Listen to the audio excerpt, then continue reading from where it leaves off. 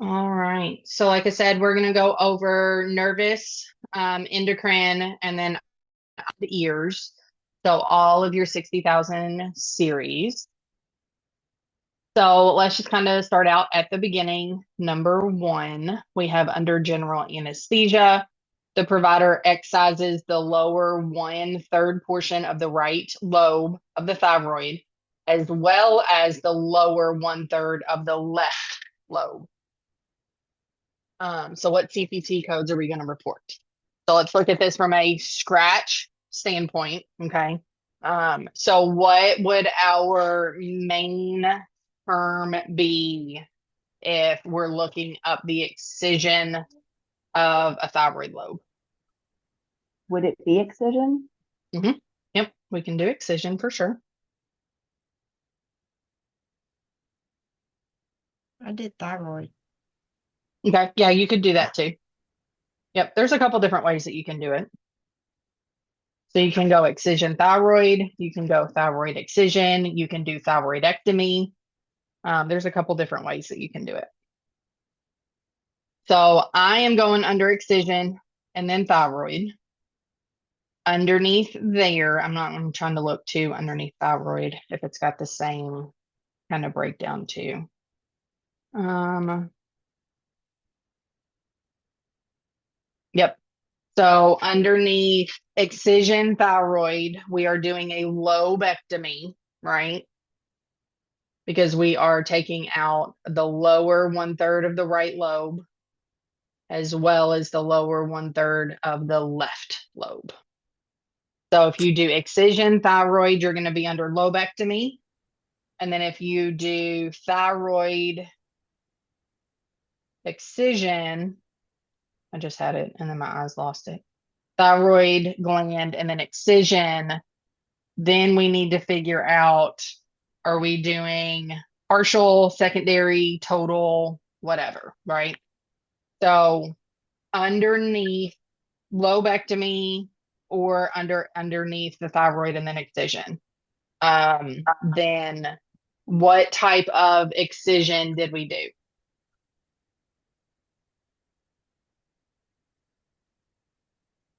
So are we removing the full lobe or just a portion of the lobe?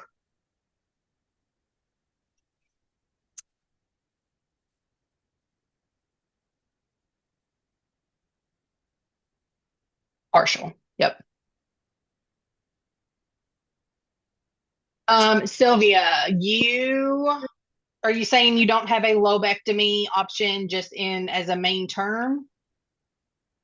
Not really. I have just thyroid and I mean I have excision and thyroid, that's all. And that's the code Okay. I have there.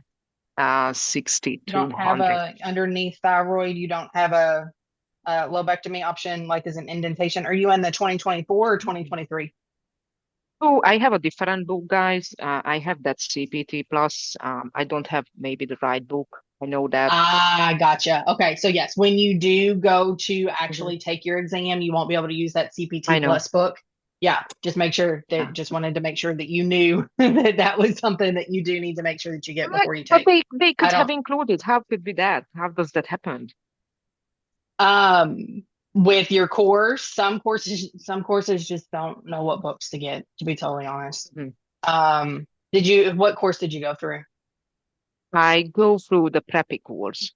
Preppy. Yeah. I figured that's the one that it was because that's the one that I see that says, yeah, we give the CPT plus, which it has good information in it, but from a testing Yeah, perspective, it's it's not not good. allowed because it's got Mhm. additional information. So that's why I wish they knew not to give that book.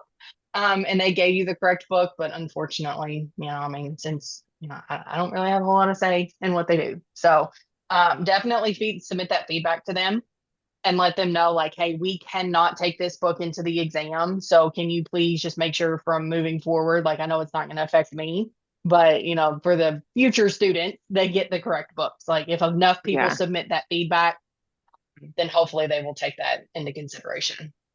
yeah, I will definitely let them know. Yeah. This is not Yeah. the first problem. Yep. I Okay, know. okay. I I just know. I wanted to hate make it. sure. Okay. Yeah. So your index is probably going to be a little bit off. That's probably why your index looks different. Because I know we've had a couple of them where you're like, I don't have that option. So Mm-hmm. yeah, that's probably Mm-hmm. what it is because again, it's not the same version. Yeah. Alrighty. I'm just gonna pay attention then. Yeah. Okay. See you guys. Okay. Um, yeah, no, you're fine. You're totally fine. So underneath lobectomy, and then we're gonna look at our partial. Yep, because we only did a portion of each one of the lobes. So it's either going to be 60210 or 60212. Well, let's go take a look at those code descriptions.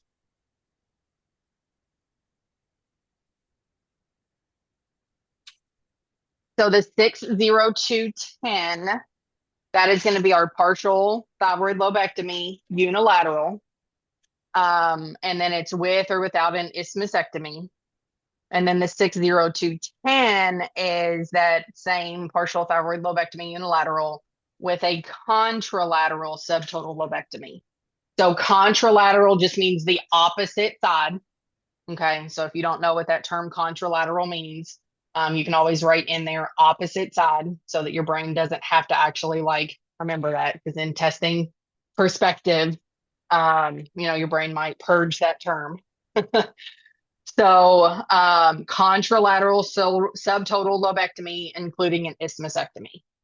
So, in this scenario, we did a lower one-third portion of the right lobe, which is that unilateral portion. But then we had that contralateral total, so subtotal lobectomy, which is again going to be that partial lower one-third on the other side. Okay. So for this scenario, we're going to report both portions of the lobectomy with a single code, which is the 60212. That makes sense? Any questions on that one?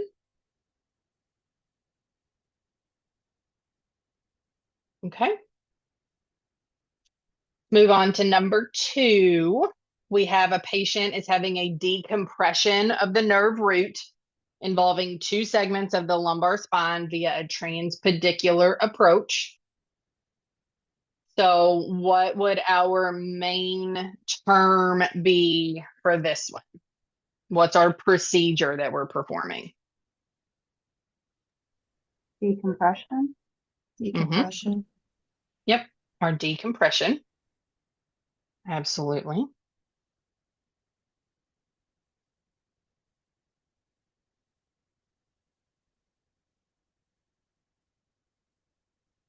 So, underneath decompression, where do you think we'll go?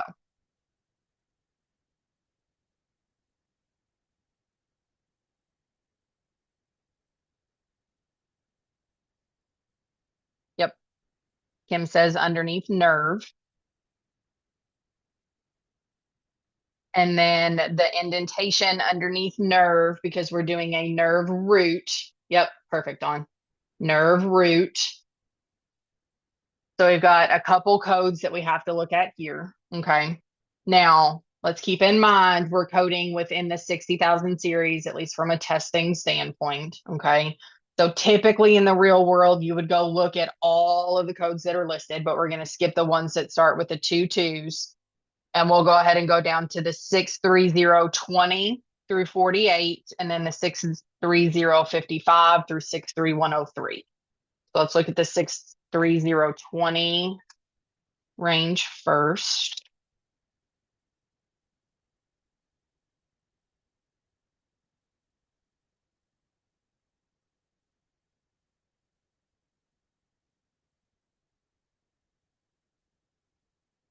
So again, it's 63020 through 48.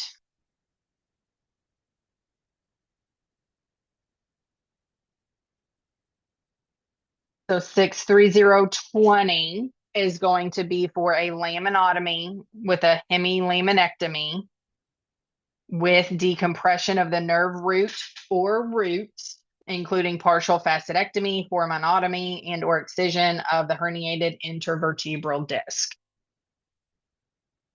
So Do we think it's going to be that group, or do we think that that group is including additional codes? Right.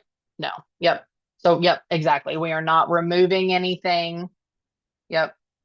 We're just doing the decompression. Yep.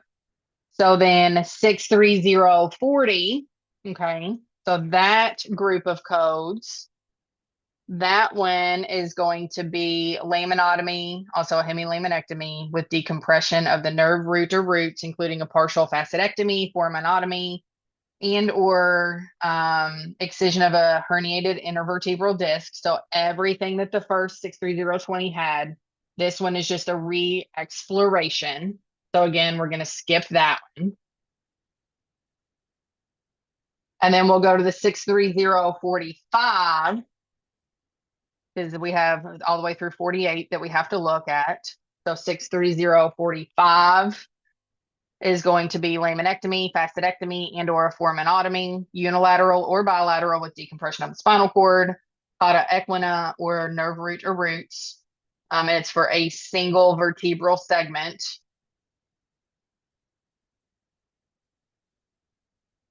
So do we think that one is going to be it? Or do we think we want to keep looking? Okay, Tansy says that she thinks it's the 56 and the 57. Yep. So then let's go look at that second group of codes, which is the 63055 through the 63103. So the 63055 is a transpedicular approach with decompression of the spinal cord, equina, and or nerve roots, single segment thoracic. Okay. So we're at the right area, right? Because that transpedicular approach is what we did, or how we did it, not what we did, but how we did it. And it's decompression of the spinal cord, equina, and or nerve root. So we could do any of the three or all three. So in that scenario, we're only doing the nerve root. It's a single segment for 63055, but we're not thoracic area, right? We're in the lumbar spine. So we need to go to the 63056. So we know that that 63056 is appropriate. But then we have two segments versus a single segment. So then we need to have that add-on code, the 63057, for the each additional segment, thoracic or lumbar. So then we're going to report a single unit of the 63057 because we did two segments. Does that make sense? Any questions? Any thoughts?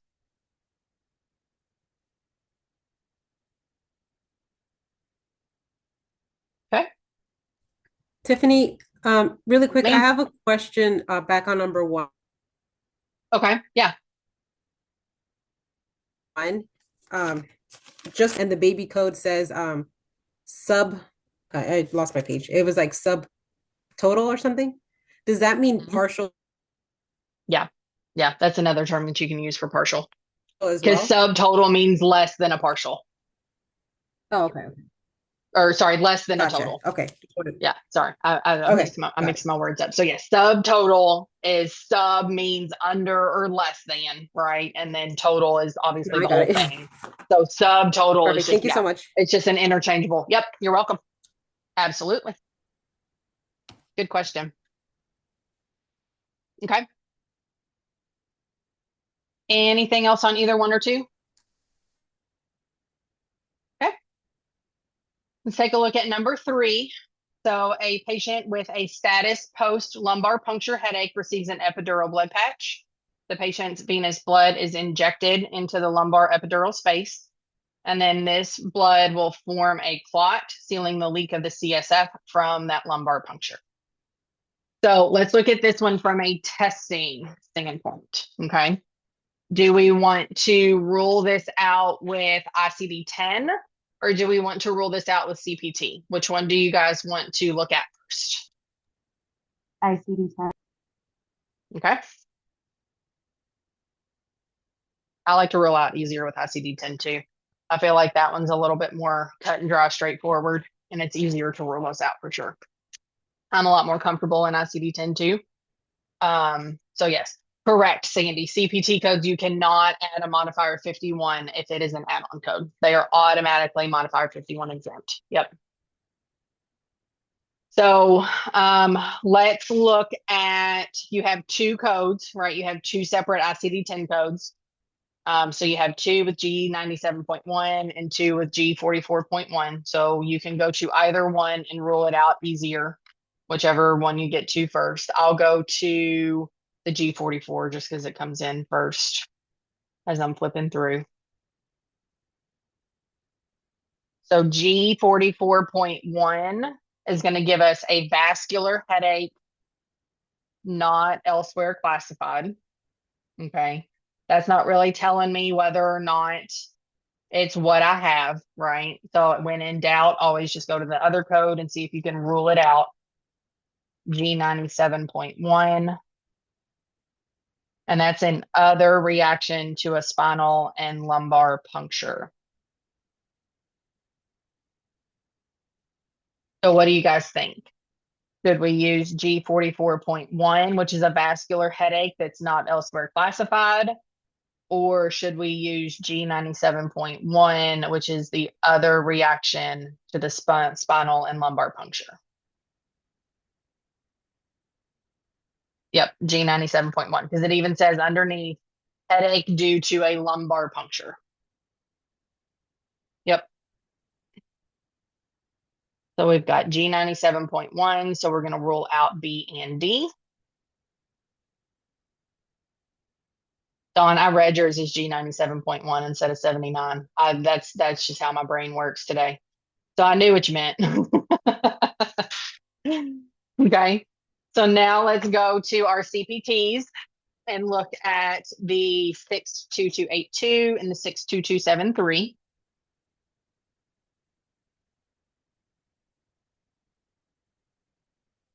So 62282 is going to be an injection or infusion of a neurolytic substance with or without other therapeutic substances. And then it's done epidural, lumbar, or sacral.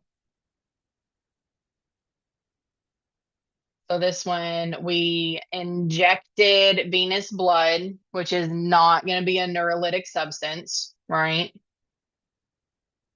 Into that lumbar space. So it's not 62282, but let's just go look at the code 62273 just to kind of confirm. And then 62273 is injection epidural of blood clot or patch. Or sorry, blood or clot patch. So our 62273 is going to be that injection of the venous blood injected into the epidural space. Make sense? Any questions? Any thoughts? Okay.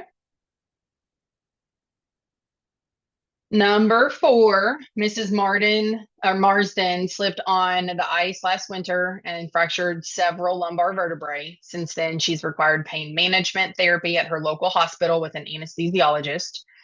He performs a therapeutic injection of 5% Marcaine mixed with a steroid Decadron, and he did 16 milligrams into the nerve that's located in the facet joints at levels L3, L4, and then L4, L5 on both sides at each level using fluoroscopic guidance. Okay. Where do you guys think we should start? Any thoughts?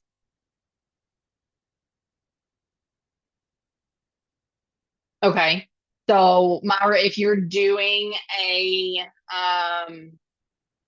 well, we're coding the procedures, right? So we're not going to start with fracture because that would be if we're doing the condition. Yep, injection. Pain management, yes, you could look underneath pain management for sure. I would look under injection because that's what we're doing, right? We're doing that injection specifically today. So let's go to injection. Where are we injecting the medication into? Lumbar. Okay. So are we injecting it into the actual vertebrae or are we injecting it into the nerve or the spinal cord? The facet joint Okay. into the nerve. Into the nerve. Yep. Yep. Into the nerve. Well, it's around the nerve. We're not going to go directly into the nerve, but it's around the nerve. It's in that nerve space for sure. Okay. So we'll go injection and then spinal cord. Okay.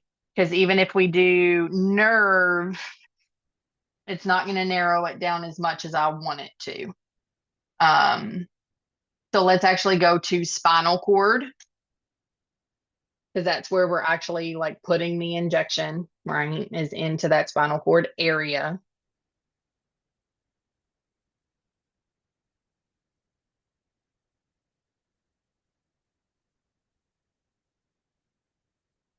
Actually, no, hang on. What I want isn't underneath spinal cord either. So yes, it's going to actually be, let me read the code again. I lost track of it. Yeah, in the facet joints. So you were right. Whoever said facet joints, you were totally right. I don't remember whose voice that was. Dana. Okay, it was Dana. Okay, I thought it was, Is but I it just is wanted it to make wrong? sure. Sorry, is I've it wrong? had 'Cause this I did it through procedure. nerve and anesthetic. Hang on, I had two people talking. Is it what? I think that Sorry. was you, Myra. No, you're fine. You're fine. Yeah, okay, sorry. The way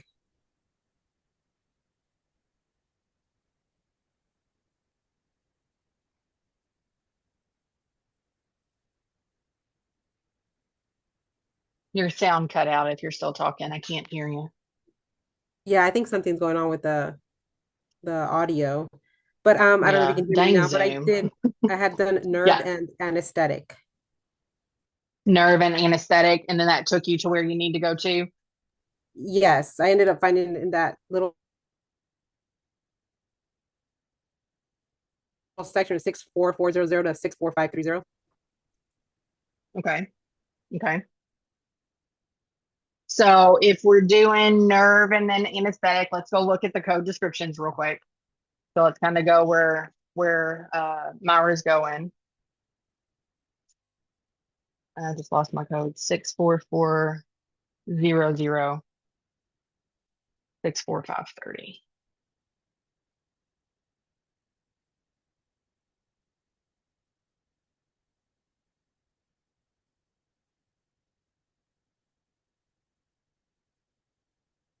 Okay. So 64400, yep, is an injection of an anesthetic agent or a steroid, which is going to be our 5% marking. And then the steroid Decadron as well. So we're injecting both. And then, yeah, you'll just have to look through that full, like 3 pages of codes, really, to figure out which one we're at. So let's just kind of go through. From a testing perspective, we can look at 64493. Actually, no, hang on, that's outside of that code range. So let me see why we wouldn't use that one.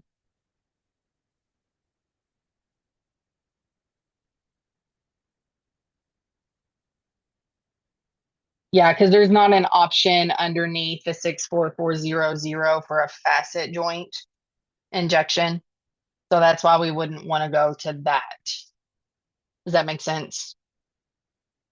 I'm not really seeing anything for a facet joint injection. I'm seeing a bunch of different nerves, but instead we're looking more in towards that facet joint area instead of into the specific nerve. Does that make sense, Myra? Okay, sorry. Yeah, I see what you're saying now. No, you're fine. You're totally fine. It's totally fine. That's what we're here for, right? Is to kind of talk through why maybe we shouldn't use this one, but we should use this one instead. You're totally Okay. fine. Don't apologize. Don't Thank you. apologize at all. You're welcome. And then I had somebody else asking a question too. Who else was kind of talking at the same time Myra was that I didn't quite catch what they said? It was just me. I was just saying I've had this procedure. You have had it. So yeah, okay. Oh yeah. Yeah. So we'll go injection, and then we're looking for the facet joint. So let's see if there's anything under the facet joint that we can use. And actually, I don't see a facet joint, but really it's a paravertebral facet joint, right? Because it's around the vertebrae. Does that make sense? So that term paravertebral, around the facet joint and nerve.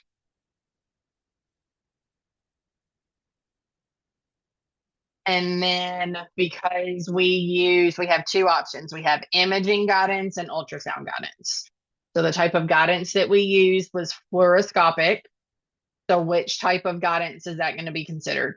Imaging or ultrasound?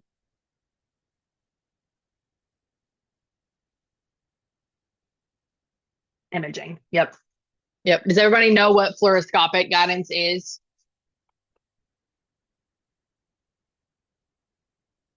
Okay.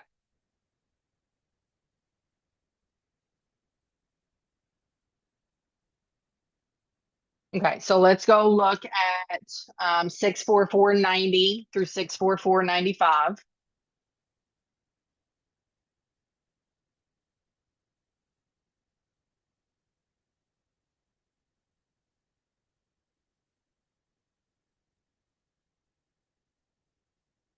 So 64490, that bubble that includes 90, 91, and 92 is an injection, whether it's diagnostic or therapeutic, around the paravertebral facet joint with imaging guidance.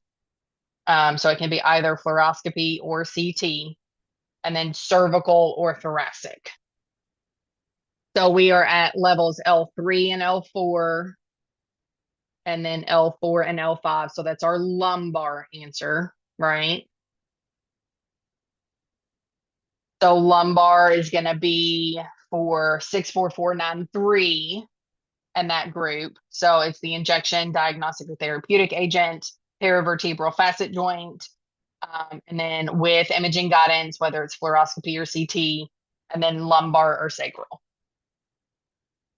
So we know it's got to be 64493, 94, or 95. So 64493 is going to be for that first level. So when we're talking about in between, so we have vertebrae or segments. So a vertebrae is going to be a segment, right? So between each segment, so L3, L4 is two separate segments. We have what's known as an interspace. Does that make sense? So that inner space is going to be considered a level, right?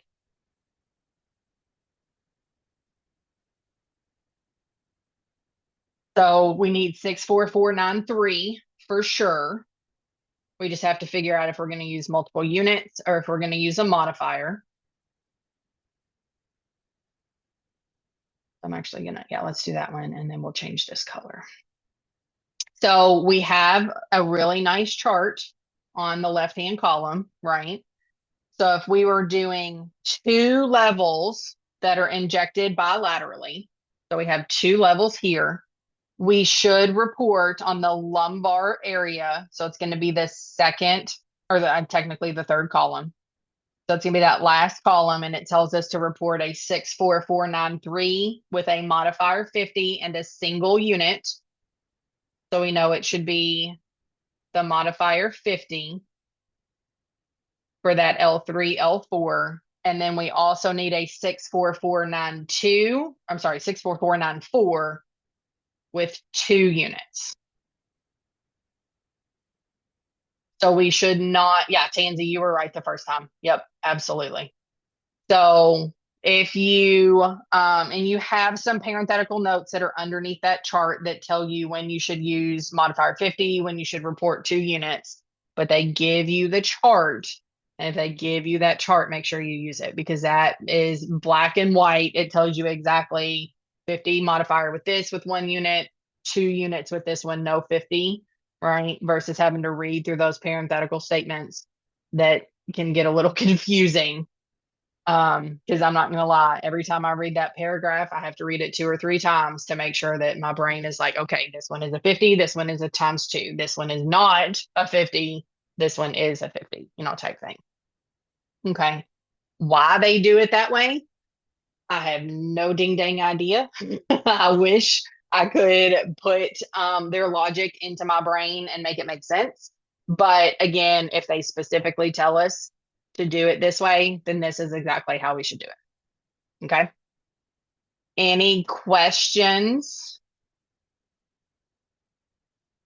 Yeah, it definitely is confusing. That's why I always choose this one to kind of go over with students and you guys, because this one, 50s and multiple units and when to use what and when to not use what and all of that. This is a really good example to show you that if that chart is there, it's telling you specifically, you just need to make sure that you're in the right um, um, region. So whether you're in cervical or thoracic or lumbar or sacral, and then you need to figure out how many levels. Um, so just make sure that you're paying attention to that. Okay. Any questions? Any thoughts? I guess I didn't really use the chart, but I did know that 64494 was an add-on code, so you would never add a 50 or Right. a 51. So I knew it had to be ×2. Well, you can use a 50 with an add-on code. You just can't use a 51 with an add-on code. So it Right. all is going to depend. Yeah, it's just all going to depend on the code description as to whether, and your parenthetical statements in your guidelines, as to whether you would use the 50 or the multiple units. Yeah. Yeah. So that was a good way of ruling it out too, is knowing that your add-on codes cannot have your 51. Yep. That's a good point too. Thanks for pointing that out. Okay. Any other thoughts, questions, anything you want to kind of bring up that maybe might have helped you get there?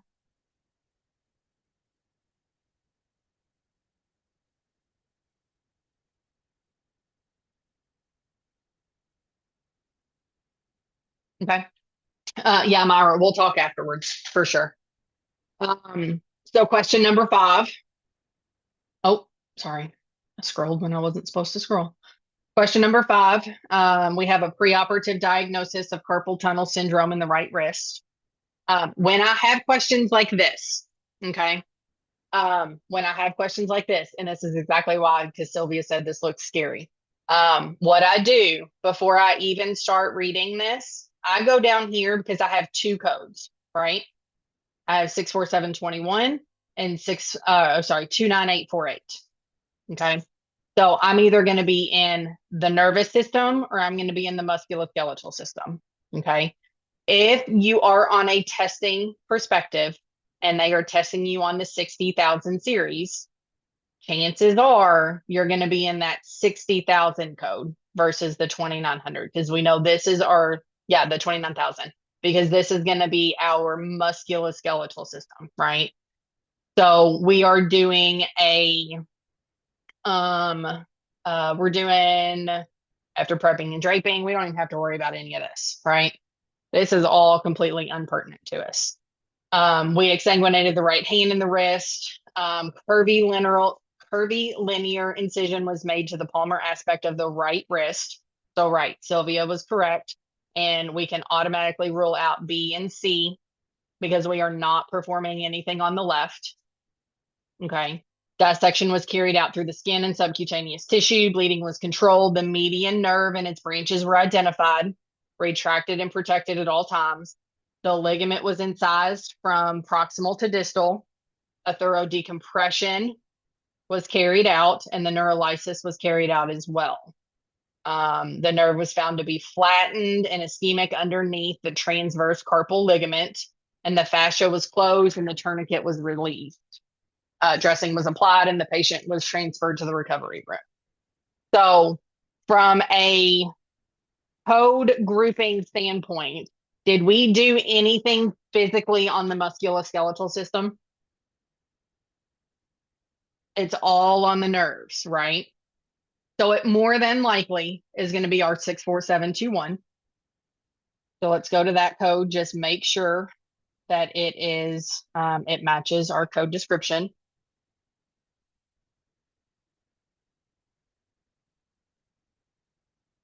So 64721 is our neuroplasty and or transposition of the median nerve at the carpal tunnel.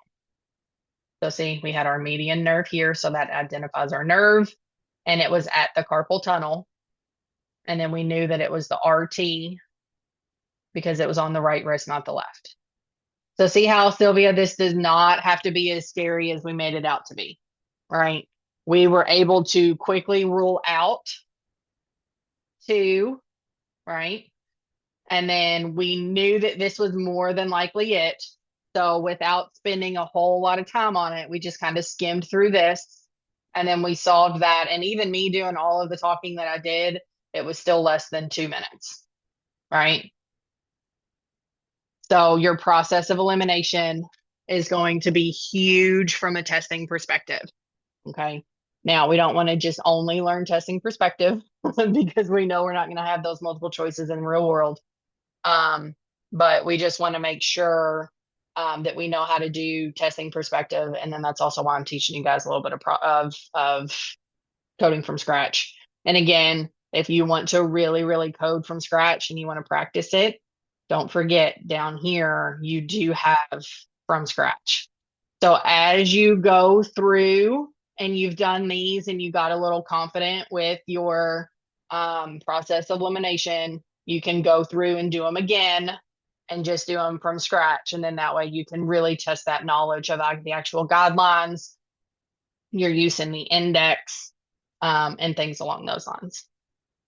And then in the index, Sandy, the CPT syndrome or the carpal tunnel syndrome, that is going to be the only code that's in there is for that decompression.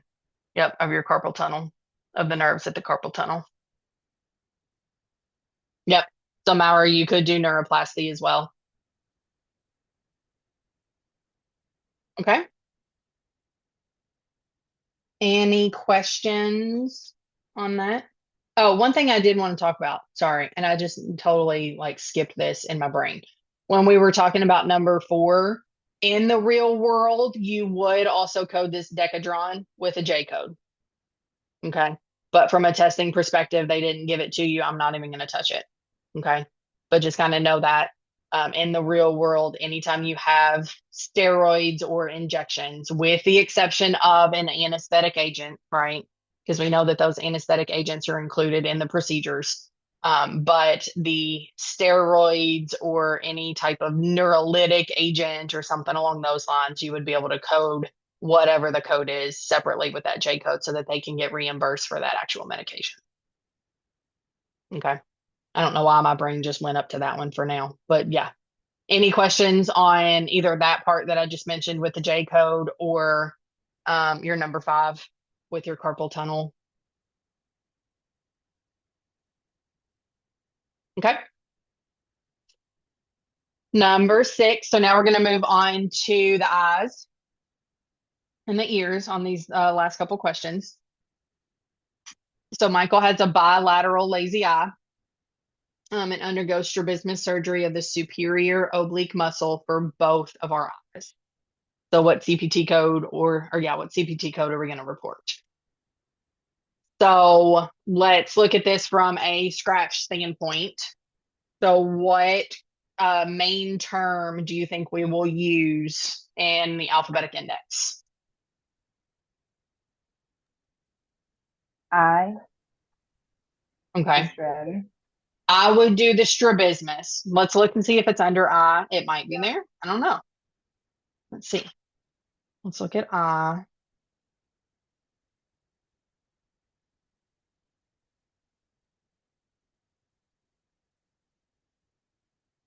Well, you can go to I and then look underneath strabismus surgery, and it's actually going to tell you to look at strabismus and then repair.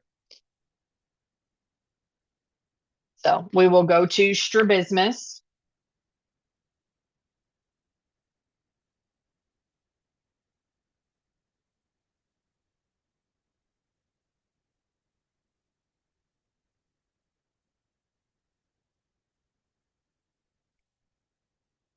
And then underneath strabismus, we'll go to repair because that's what we're doing. We're not doing hemodenervation. So we're doing the surgery, which is that repair. And then we have to think about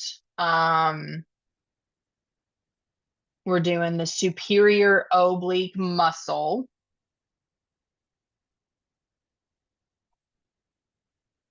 So I don't know why they have it in there. I don't know why they have just the muscles. But really, we're looking at a specific muscle. So we're looking at the superior oblique muscle. So it's either going to be a horizontal muscle or a vertical muscle. So do we know which one your superior oblique muscle is? Is that a horizontal muscle or is that oh no, hang on. There is a superior oblique muscle option in there. Sorry. So 63718, right?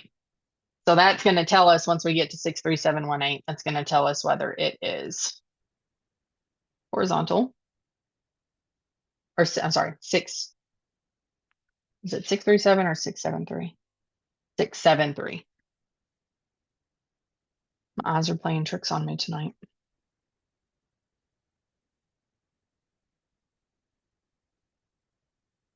Your all's eyes are working faster than mine tonight. I don't know why mine are having a hard time focusing on things. So yes, 67318 is going to give us the strabismus surgery, any procedure, and then superior oblique muscle. So yeah, 67318.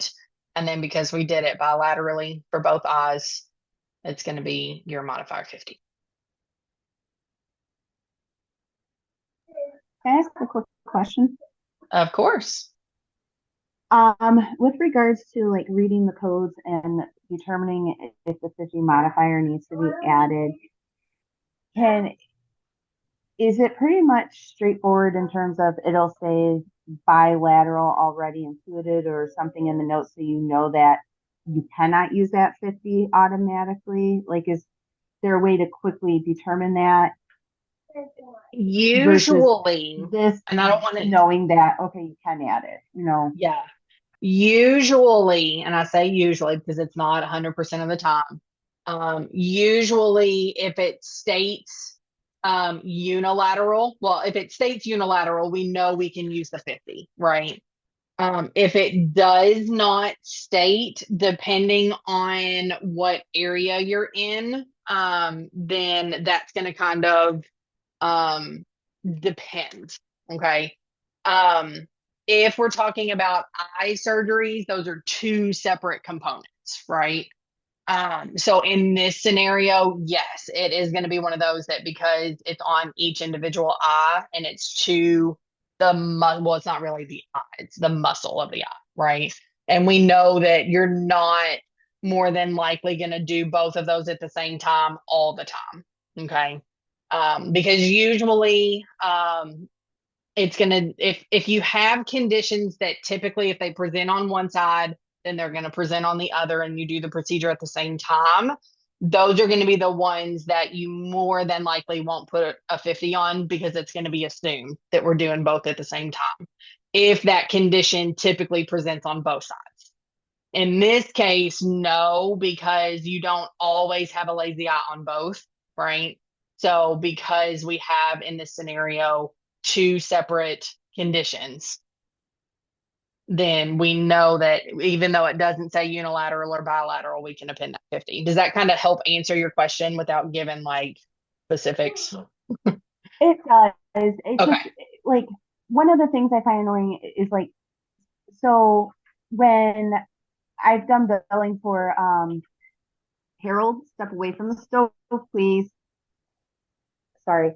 When You're I've fine. done billing for impaction of the earwax for Yes. cerebrum of the ears, Uh-huh.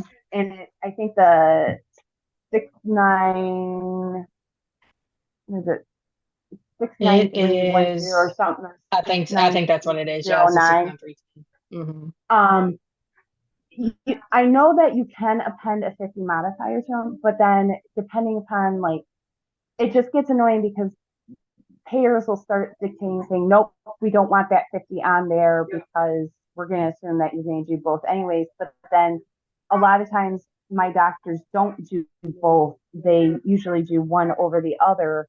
Mm-hmm. But but for the testing standpoint, should just safely assume to add that 50 modifier unless Right. otherwise Yep. Yep. dictated in the Real note. world is going to be a whole different scenario because each payer is going to have their preferences of how they want it, right? We are just going strictly on CPT information. Okay. And the only time that we're not going to go on CPT information is if, like, we know that Medicare prefers G codes over, CPT codes on some certain things, right? Your trimming of your dystrophic toenails, your colonoscopies, a lot of your screenings are going to be your G codes instead of CPT codes. But when we just have a scenario like this, we're going to go directly on just what your guidelines are, not necessarily payer rules or anything like that. Okay. Yeah, good question. Okay. It's hard to rewire my brain from real I know. world to I know. It just really is. the guidelines. It really is, especially if you've got that experience of knowing that certain payers are going to be different. Just try to kind of stand back and look at it, like I said, from that CPT standpoint and not think about specific payers. Because really, how can they test us? Let's think of it in this way. How would they test us on specific payer guidelines if we don't have access to those payer policies? Right. Okay. Good Yeah. question though. That's a good thing to bring up from a real world standpoint. Okay. Let's actually move down and do an ear because we're getting close to time. So I don't want to just not be able to touch on any of the ears. So let's do let's do number 9. So we have a 2-year-old with bilateral chronic serous otitis media, has ventilation tubes placed in her right and left ears using general anesthesia. So let's look at this one from a testing standpoint. Okay. How would you go about reviewing this one from a testing standpoint?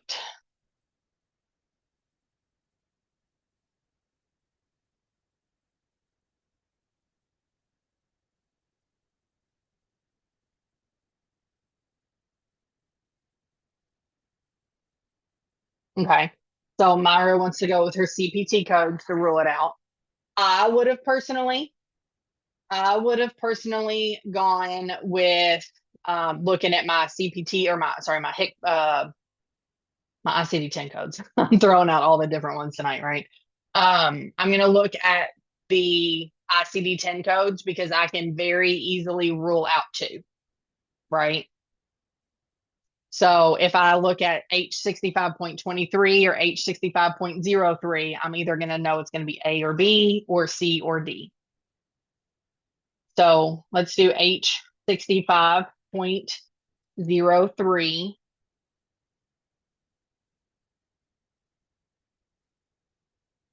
And then H65.03 is going to be acute serous otitis media. And we have chronic, right? So we know, oh, nope, wrong one. I meant to highlight.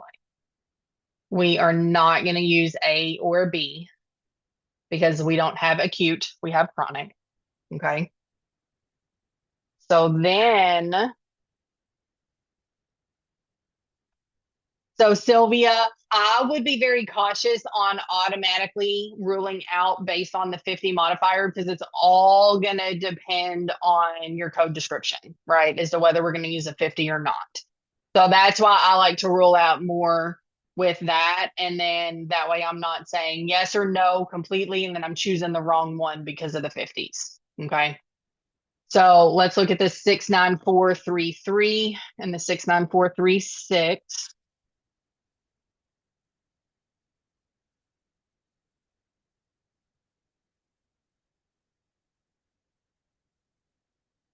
So your 69433 is your 10 panostomy, requiring insertion of the ventilating tube, local or topical anesthesia. And then your 69436 is your 10 panostomy with general anesthesia. So just make sure that you're not missing that little key detail in the scenario. So we know it's going to be the 3-6.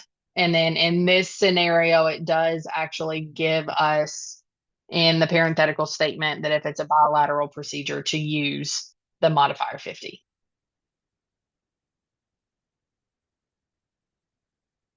Okay.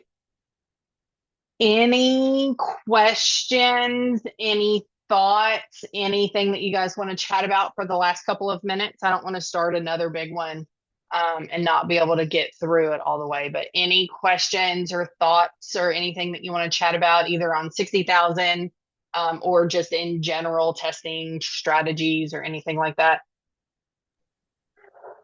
I have a quick question since I take my test on Wednesday. Mm-hmm. And the one question, how you were mentioning that we were doing the 60,000 series and not the musculoskeletal. Yep. Is it, they do have the test set up and broken down by code series. So that way it would be easy to do that process of elimination, correct? Right, right. And then, like I was saying with this one too, don't automatically rule out your 29, right? But go look at your 60,000 code first, right? And then again, kind of think of it from the aspect of we're only doing a procedure on the nerve and that decompression. So we're not actually doing anything on a bone, on the musculoskeletal system. So that is going to be an easy way to rule it out. Now, in the 29,000 code, it probably is something to do with the musculoskeletal system. And then you're also doing a nerve decompression, right? But this is specifically for that carpal tunnel syndrome. So that's why I want to, not necessarily focus so much on the musculoskeletal. And I'm going to confirm that 64,000 code first. Does that make sense? Yeah. Okay, good. Tansy, do you have a question? Yes, I actually did have a quick question, and I'm sorry. For No, number you're fine. 7, for number 7, sorry, I accidentally started doing it already. Sure. I got B. Is that correct? I just wanted to know. Well, all of your answers are down at the bottom. So you can Oh, always come down here perfect. and check your answers. Yeah. Yeah. Oh, So great. I do give you guys the answers. So in case that we don't get to the ones, like I did have to skip around on a couple of them. So in case we don't get to them, or if you want to go back through and do them on your own, in the Google document, they're down at the bottom as well. Okay. So yeah, you can always go out there and it's got your rationales and everything down there as well. Okay. Any other questions or thoughts or anything that you want to review? Okay. Well, we'll go ahead and end. I'm gonna end the recording. Everybody else can hop off. I know that I think it was Myra had a question. So Myra, if you want to stay on, we can chat about your question. But I'll go ahead and end the recording and all of those things. But you guys everybody have a good 4th of July. I don't know if everybody's got to go back to work on Friday or not, but hopefully you have a longer weekend. If not, then just be safe and all of the good things. And I will chat with everybody next week. Thank you.